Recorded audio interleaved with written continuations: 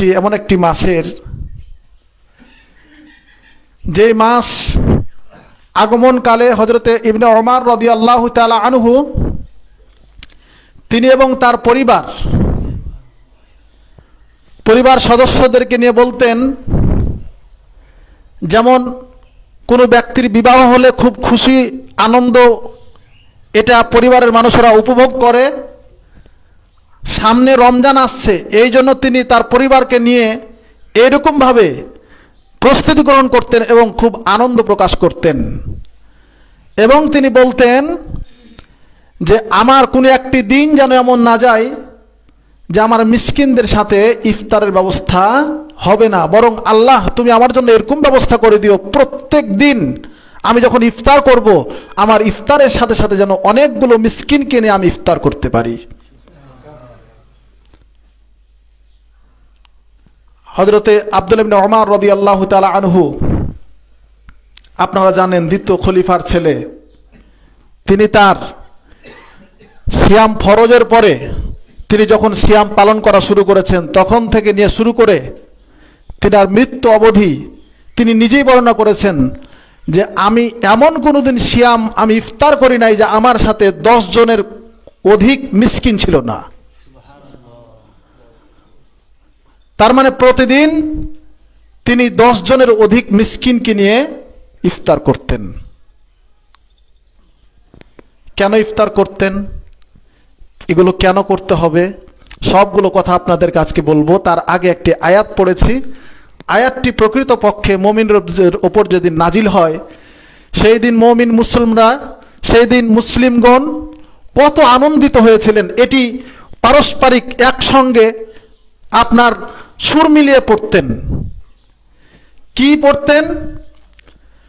শাহরু রমাদানাল্লাযী উনজিলা ফীহিল কুরআন, এখানের তিনারা এভাবে পড়তেন, শাহরু রমাদান উনজিলা ফীহিল কুরআন, শাহরু রমাদান উনজিলা ফীহিল কুরআন। 3 দিন আগে থেকে সাহাবীগণ রমজান আসার আগে 3 দিন আগে থেকে 2 জন 3 জন করে এরকম করে আয়াতটা তেলাওয়াত করতেন, শাহরু রমাদান উনজিলা ফীহিল কুরআন। এটা সেই মাস, রমজান মাস, যেখানে কোরআনুল কারীম নাজিল হয়েছে। আপনার আমার কাছে কোরআন পেয়ে গেছি, আমি মনে করি না কোরআনটা কি জিনিস। যেই দিন ওই কাফেরেরা ঐক্যবদ্ধভাবে নবী করিম সাল্লাল্লাহু আলাইহি সাল্লামকে 3 বছর জেলখানায় বন্দী করে রেখেছিলেন সিয়াবে আবি তালিবে, যেই দিন ওই মক্কা থেকে জন্মভূমি থেকে সকল মুসলিমদেরকে তাড়িয়ে দিয়েছিলেন, যেই দিন নবী করিম সাল্লাল্লাহু আলাইহি ওয়াসাল্লাম তিনি এবং তার সাহাবীরা একটু খাদ্য বাসস্থানের জন্য সারা দুনিয়ার কাছে তিনারা তখন সাহায্য প্রার্থনা করছিলেন, সেই দিনের কথা চিন্তা করে দেখেন, একটি মাত্র তাদের শক্তি তাদের পক্ষে, সে শক্তিটার নাম যেটা চোখে দেখা যায়, এরকম শক্তি কেবলমাত্র সাহাবীদের হাতে, কেবলমাত্র রাসূলের হাতে, সেটার নাম হলো আল কুরআনুল কারীম। আর আল্লাহ রাব্বুল আলামিন বলছেন শাহরু রমাদান উনজিলা ফীহিল কুরআন, এটা সেই মাস, সেই রমজান মাস যেখানে আল্লাহ রাব্বুল আলামিন কোরআন নাজিল করেছেন। কোরআনটা কেন নাজিলের গুরুত্ব বর্ণনা করা হয়েছে একটু বুঝায় আপনাদেরকে। হযরত মূসা আলাইহিস সালাতু ওয়াস সালামকে 103-এর অধিক মুআজিজা দেওয়া হয়েছিল। পানিকে রক্তবর্ণ করে দেওয়া, মাথায় যে উকুন দেখতে পান সেই উকুন দেওয়া, এই যে আপনার ব্যাং দেখতে পান সেই ব্যাং, এই থেকে শুরু করে নিয়ে ফেরাউনকে পানিতে চুবড়িয়ে মারা, পানিতে ডুবিয়ে মারা, মূসা আলাইহিস সালাতু ওয়াস সালামকে এইরকম করে প্রায় 103-এর অধিক মুআজিজা দেওয়া হয়েছিল। হাতের লাঠি সাপে পরিণত হতো, হাতের লাঠি দিয়ে কোনো জিনিসকে মারলে সেই জিনিসটাকে যা হতে বলতো তা হয়ে যেত। এমনকি সাগরে মেরে সাগরে আপনার রাস্তা তৈরি করে দিয়েছিলেন, আপনারা সবাই জানেন। আল্লাহ রাব্বুল আলামিন আল কুরআনুল কারীমে সে ঘটনা বর্ণনা করেছেন। হযরতে মূসা আলাইহিস সালাতু ওয়াস সালামের সেই মুআজিজার তুলনায় হযরতে ঈসা আলাইহিস সালাতু ওয়াস সালামের মুআজিজা আরো বড় বড়। ঈসা আলাইহিস সালাতু ওয়াস সালামকে আল্লাহ রাব্বুল আলামিন মুআজিজা দিয়েছিলেন। ঈসা আলাইহিস সালাতু ওয়াস সালাম কারো চোখে হাত বুলালে অন্ধ ব্যক্তি, তার মায়ের পেট থেকে অন্ধ হয়ে জন্মিয়েছে এরকম মানুষও চোখে দেখতে পেত। কবরে শুয়ে থাকা মানুষ যে মরে গেছে 300 বছর 400 বছর পূর্বে, তার কবরে হাত মেরে ঈসা আলাইহিস সালাম যদি বলতেন অমুক ব্যক্তি উঠে পড়ো, তাহলে সে কবর থেকে জীবিত অবস্থায় উঠে হযরত ঈসা আলাইহিস সালামের সাথে কথা বলতো, তার জাতিরা সবাই দেখতে পেত। এই ক্ষমতা হযরত ঈসা আলাইহিস সালামকে আল্লাহ রাব্বুল আলামিন মুজিজা হিসেবে দিয়েছিলেন। শুধু তাই নয়, অনেক নবীকে অনেক মুজিজা দিয়েছিলাম। একটু আগে আমার এক ভাইকে বলছিলাম যে হযরতে দাউদ আলাইহিস সালামকে আল্লাহ রাব্বুল আলামিন সর্বপ্রথম কামার বানিয়েছেন। আজকে ভিডিও হচ্ছে, আপনারা দেখতে পারবেন। আমি যে কথাগুলো বলছি আলেমদের কাছ থেকে জেনে নেবেন, কোরআন সুন্নাহর বাইরে একটি কথা নয়। হযরত দাউদ আলাইহিস সালামকে আল্লাহ রাব্বুল আলামিন এমন ক্ষমতা দিয়েছিলেন, লোহা দেখতেছেন না, লোহা কত কঠিন, আগুনে পোড়ার পর আর এক লোহা দিয়ে মারলেও সেটা ঠিক হয় না। হযরত দাউদ আলাইহিস সালামকে এমন ক্ষমতা দেওয়া হয়েছিল, হাত দিয়ে ওটাকে চাপ দিলে যেমন বানাতে চাইতেন তেমন হয়ে যেত। যদি বানাতে চাইতেন মিনজানিক আপনার ক্ষেপণাস্ত্র, সেটা ক্ষেপণাস্ত্র পরিণত হতো। সেটাকে যদি বানাতে চাইতেন একটা হাসা বঠি, এই হাসা বঠিতে পরিণত হতো। তরবারি বানাতে চাইলে তরবারি বানাতো। তিনার হাত দিয়ে এরকম করে ঘষ্টন দিলেই লোহা আপনার যেমন করে, আমাদের কাছে পানি খুব সহজ বিষয়, পানিকে যেমন করে আমি বানাতে চাই তেমন হয়ে যায়। হযরতে দাউদ আলাইহিস সালামকে ক্ষমতা দেওয়া হয়েছিল, লোহাকে যেমন করতে চাইতেন তেমন হয়ে যেত। হযরত সুলাইমান আলাইহিস সালাম, দাউদ আলাইহিস সালামের ছেলে, তিনাকে আল্লাহ রাব্বুল আলামিন মুজিজা দিয়েছিলেন। পৃথিবীর সকল প্রাণীর তিনি ভাষা বুঝতে পারতেন, পিপিলিকার ভাষা বুঝতে পারতেন। এমনকি হিতানু ফিল মা, পানির ভিতরে যে মাছ, সে মাছ কি বলছে সেটাও তিনি বুঝতে পারতেন। শুধু তাই নয়, এই আকাশ বাতাস জমিন যাহা কিছু দেখছেন এ সব কিছু সুলাইমান আলাইহিস সালামের কথা শুনতো। এমনকি বাতাসকে যদি বলতো আমাকে এখান থেকে অমুক জায়গায় নিয়ে যাও, বাতাস নিয়ে যেত। হযরত দাউদ আলাইহিস সালামের অধীনে সমগ্র পৃথিবীকে আল্লাহ রাব্বুল আলামিন অধীন করে দিয়েছিলেন। কিন্তু সকল নবীকে যত মুজিজা দেওয়া হয়েছে, সকল মুজিজার উপরে একটি মুজিজা আমাদের নবীকে দেওয়া হয়েছে, যে মুজিজার নাম হলো আল মুজিজাতু দাইমা ইনদাল ইলা ইয়াউমিল কিয়ামা। যে মুজিজা নবী করিম সাল্লাল্লাহু আলাইহি সাল্লাম থেকে শুরু হলো এবং কিয়ামত পর্যন্ত এটা মুজিজাই থাকবে, সে মুজিজার নাম হলো আল কুরআনুল কারীম। সকলে বলি আলহামদুলিল্লাহি রাব্বিল আলামিন। আমার কথা বুঝতে পেরেছেন? এত নবীকে যে মুজিজা দেওয়া হয়েছে, সকল নবীর মুজিজা নবী মৃত্যুর সাথে সাথে শেষ। সুলাইমান আলাইহিস সালামের মুজিজা, সুলাইমান আলাইহিস সালাম মারা গিয়েছে, শেষ হয়ে গেছে। দাউদ আলাইহিস সালামের মুজিজা, দাউদ আলাইহিস সালাম মারা গেছেন, শেষ হয়ে গেছে। হযরত ঈসা আলাইহিস সালামের মুজিজা, ঈসার সাথে সাথে শেষ হয়ে গেছে। মুসা আলাইহিস সালামের মুজিজা, মুসার সাথে সাথে শেষ হয়ে গেছে। কিন্তু বিশ্বনবী হযরত মুহাম্মদুর রাসূলুল্লাহ সাল্লাল্লাহু আলাইহি ওয়াসাল্লামের যে মুজিজা, সেই মুজিজা নবী যখন ছিলেন তখন তো ছিলই, কিয়ামত পর্যন্ত এই মুজিজাই থাকবে। এটার চ্যালেঞ্জ করার মতো ক্ষমতা পৃথিবীর কোনো শক্তির নাই। এই জন্য কিয়ামত পর্যন্ত যে মুজিজা, সে মুজিজার নাম হলো আল কুরআনুল কারীম। তাই তো সাহাবীরা ঐক্যবদ্ধভাবে তারা পড়তো যে শাহরুর রমাদান উনজিলা ফীহিল কুরআন, এটা সেই মাস যেই মাসে আল্লাহ রাব্বুল আলামিন কোরআন নাজিল করেছেন। কেন? হুদাল্লিন নাস ওয়া বাইয়িনাতিম মিনাল হুদা ওয়াল ফুরকান। এই কোরআনুল কারীমে আছে মানুষের জন্য হেদায়েত। হেদায়েতের আমি ছোট্ট একটু ব্যাখ্যা করছি আপনাদের সামনে। এটি ইসলামী মাদ্রাসায় যখন আমরা ক্লাস নিই তখন ছাত্রদের সামনে আলোচনা করি, আপনাদেরকে একটু বুঝাই হেদায়েত কেন, হেদায়েতের গুরুত্ব কেন। এই যে আমি প্রথমে একটি পড়েছি, সেখানে বলেছি মাইয়াহদিহুল্লাহু ফালা মুদিল্লা লাহ, যাকে আল্লাহ হেদায়েত দিবেন তাকে কেউ পথভ্রষ্ট করতে পারবে না। অনুরূপ ভাবে ওমাই ইউদুলিল, যাকে আল্লাহ রাব্বুল আলামিন পথভ্রষ্ট করবেন তাকে কেউ হেদায়েত দিতে পারবে না। অথচ আল্লাহ রাব্বুল আলামিন বলছেন কোরআন হচ্ছে হেদায়েত দানকারী। নবী করিম সাল্লাল্লাহু আলাইহি সাল্লামের তিনি একথা বলেছেন, হে নবী আপনি মানুষকে হেদায়েত দিবেন। আবার আল্লাহ রাব্বুল আলামিন বলতেছেন ইন্নাকা লা তাহদি, হে নবী আপনি হেদায়েত দিতে পারবেন না। মান আহবাবতা, যাকে আপনি পছন্দ করবেন তাকে আপনি হেদায়েত দিতে পারবেন না। কথা কেমন হয়ে গেল? শুনেন, কথা শুনে রাখুন, ভালো লাগবে। মনে থাকলে আপনার হেদায়েত মৃত্যু পর্যন্ত ঠিক থাকবে।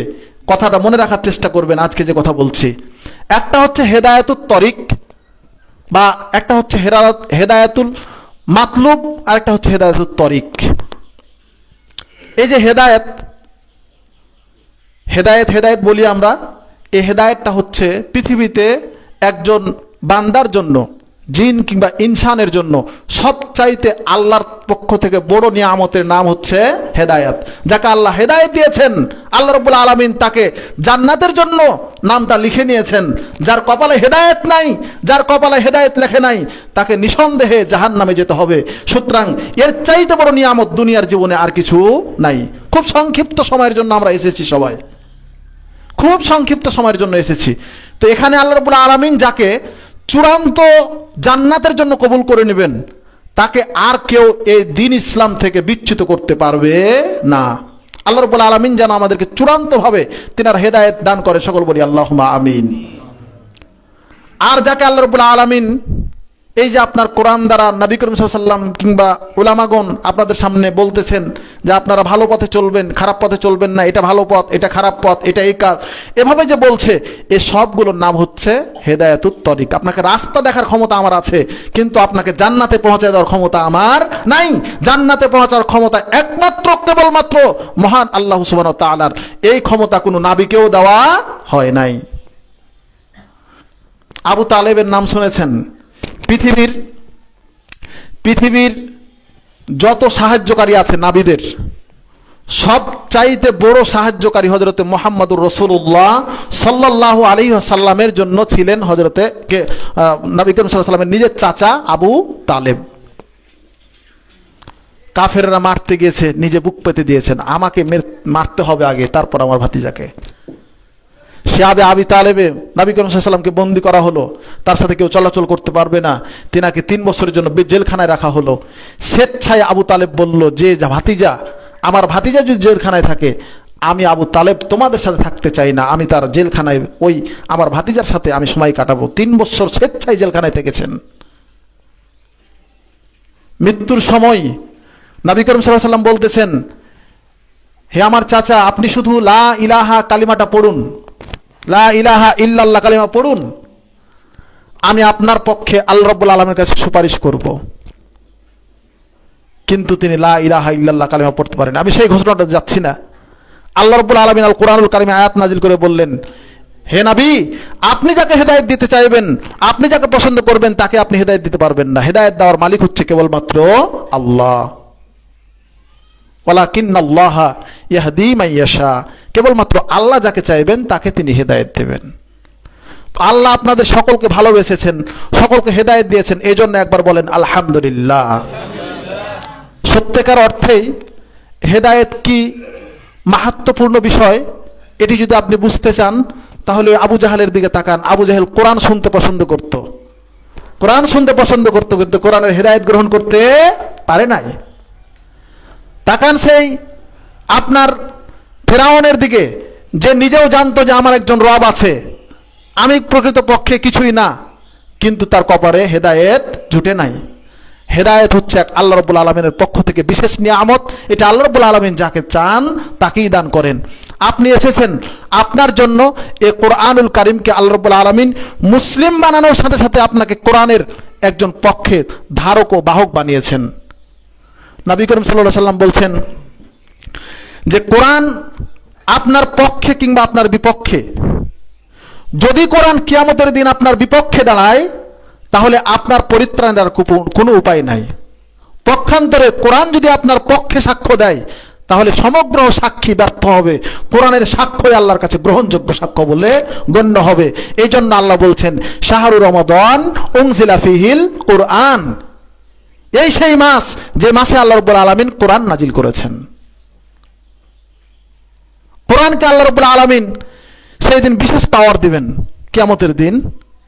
কোরআন যাকে বলবে যে আমি অমুক ব্যক্তির পক্ষে সাক্ষী দিচ্ছি যে সে এরকম এরকম ছিল, এই কথা যার কোরআন বলবে, আল্লাহ রাব্বুল আলামিনের ফেরেশতারা তার বিরুদ্ধে অনেকগুলো অভিযোগ দাঁড় করাবেন। এই করেছে, অমুক করেছে, তুমুক করেছে, এই করেছে, সেই করেছে, অনেকগুলো অভিযোগ দাঁড় করাবেন। কিন্তু একদিকে কোরআন সেই দিন সুপারিশ করে ওই বান্দাকে জান্নাত না নেওয়া পর্যন্ত ছাড় দিবে না, তাকে জান্নাত নিয়ে তারপর ছাড় দিবেন। এই কোরআন নাজিল হয়েছে রমজান মাসে। রমজান মাস এটি আপনার জীবনের গুরুত্বপূর্ণ একটি মাস। আমি একটু কথা বলি আপনাদেরকে, আর একটু কথা আপনাদের সাথে যুক্ত করি। আল্লাহু আকবার। মনে পড়লে তো আমারও খারাপ লাগে, আমাকেও ভয় লাগে। এই জিনিসটা আপনাদের সবারই জন্য ভয়ের। মৃত্যু এটি আমাদের পরকালে যাওয়ার একটা মাধ্যম, সবাইকে গ্রহণ করতে হবে। কেউ আমরা বেঁচে থাকতে আসেনি পৃথিবীতে। আল্লাহ বলছেন আইনামা তাকুনু ইদরিকুমুল মাউত ওয়ালাউ কুনতুম ফি বুরুজিম মুশাইয়াদা। তুমি যদি এই সিঁড়ি বেয়ে আসমানে উঠে যাও, কিংবা এমন একটি বাক্সের মধ্যে প্রবেশ করো যেখানে বাতাস প্রবেশ করতে পারে না, সেই সুদৃঢ় এবং সুনিশ্চিত প্রবেশ করো, এমনকি আসমানেও যদি উঠে যাও, আল্লাহ রাব্বুল আলামিনের মৃত্যু তোমাকে পাকড়াও করবেই করবে। আইনাল মাফার, কোথায় পলায়ন করবে?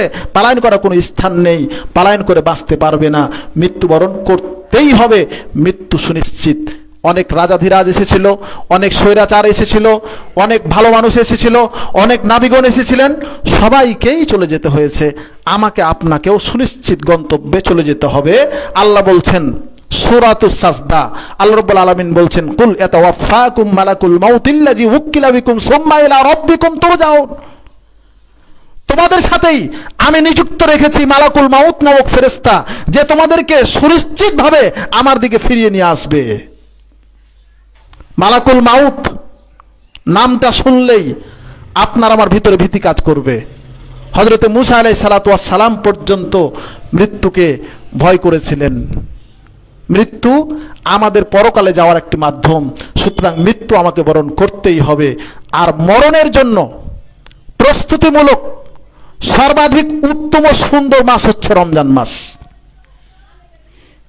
কেন বলছে কথা দেখুন, অন্যান্য মাসের তুলনায় রমজান মাসের গুরুত্ব কেন বেশি? নবী করিম সাল্লাল্লাহু আলাইহি সাল্লাম তিনি বলছেন যে মান সামা রমাদান ঈমানান ওয়া ইহতিসাবান গুফিরা লাহু মা তাকদ্দামা মিন জামবিহি। যদি কেউ রমজান মাসে ঈমানের সাথে সওয়াবের আশায় পরিপূর্ণ সিয়াম পালন করে, আল্লাহ রাব্বুল আলামিন তার জীবনের সকল গুনাহ খাতা মাফ করে দেবেন। আল্লাহ রাসূল আরো বলছেন মান কামা ঈমানান ওয়া ইহতিসাবান গুফিরা লাহু মা তাকদ্দামা মিন জামবিহি। কেউ যদি এই রমজান মাসে কিয়াম করে, রাত্রি জেগে আল্লাহ রাব্বুল আলামিনের কাছে ইবাদত বন্দেগী করে, সালাত পড়ে, তাহলে এই মানুষটার সকল জীবনের গুনাহ আল্লাহ রাব্বুল আলামিন ক্ষমা করে দেবেন। এছাড়াও এই মাসে একটি কত সুন্দর নিয়ামত আল্লাহ রাব্বুল আলামিন দান করেছেন। আগের যুগের মানুষেরা অনেক বড় বড় জীবন পেতেন, অনেক হায়াত পেতেন। আমাদের এই নাবির উম্মাতের হায়াত হচ্ছে, গড় হায়াত হচ্ছে 60 থেকে 70-এর ভিতরে।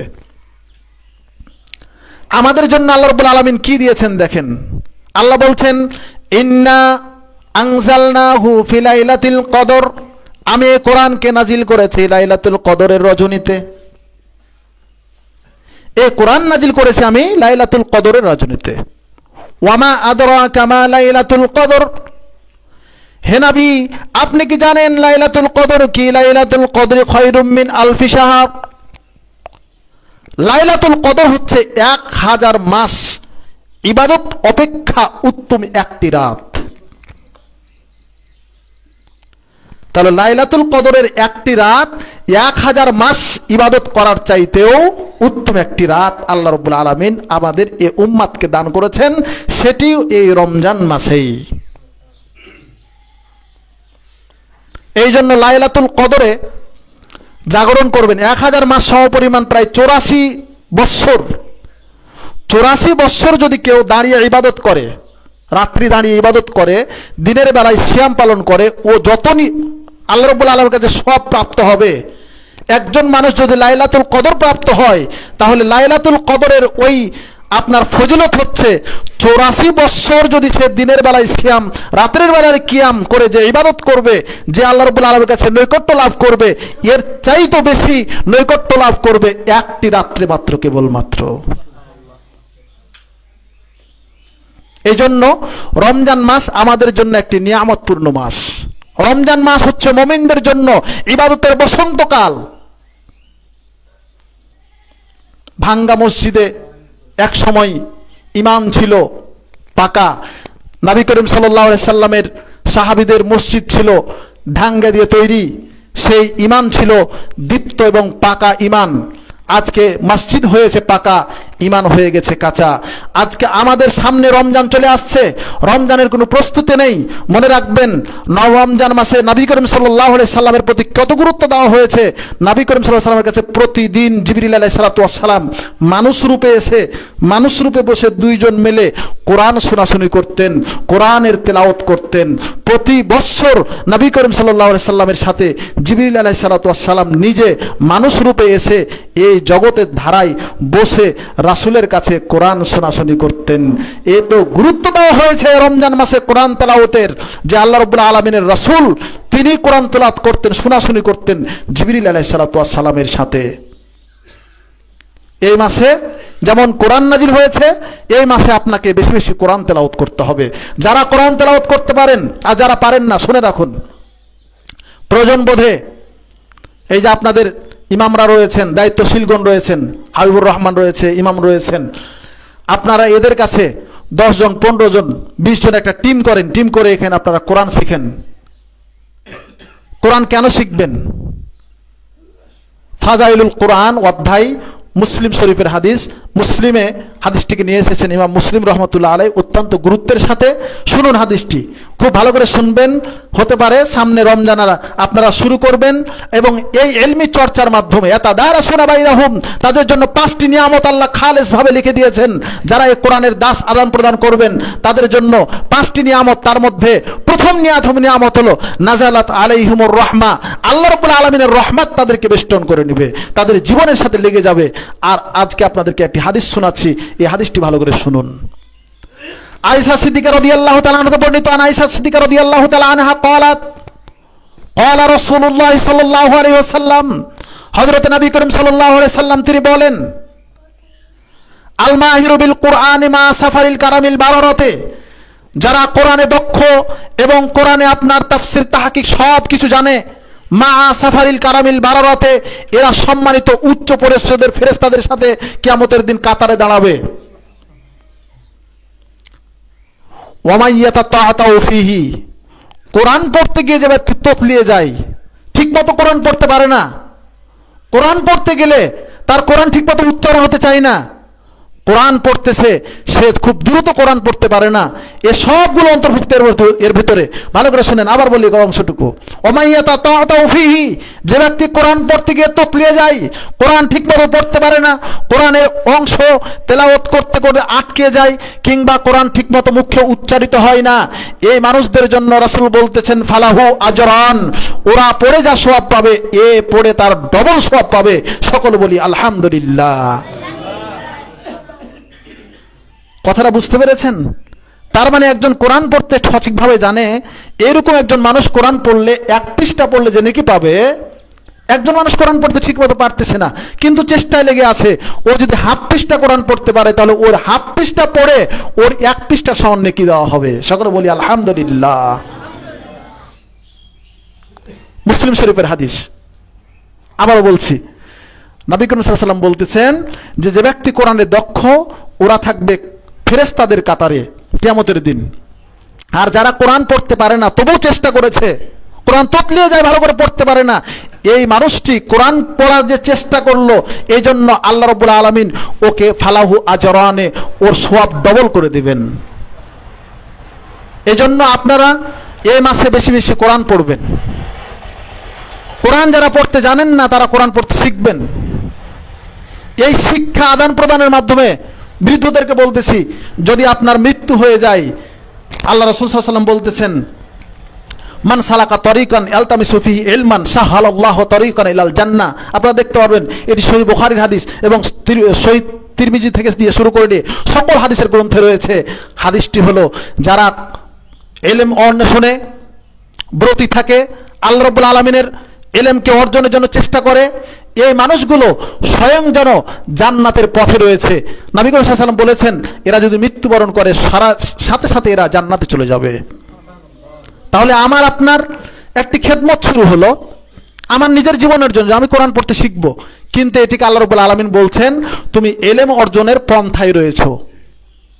কাজটা করতে পারেন রমজান মাসে, আপনি চায়ের দোকানে আড্ডা দিতেন 1 ঘন্টা, ওই 1 ঘন্টাকে চায়ের দোকানে আড্ডা না দিয়ে আপনি বানিয়ে নেন এই 1 ঘন্টা আমি কোরআন শিখব।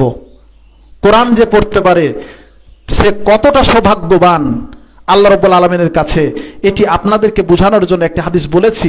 আর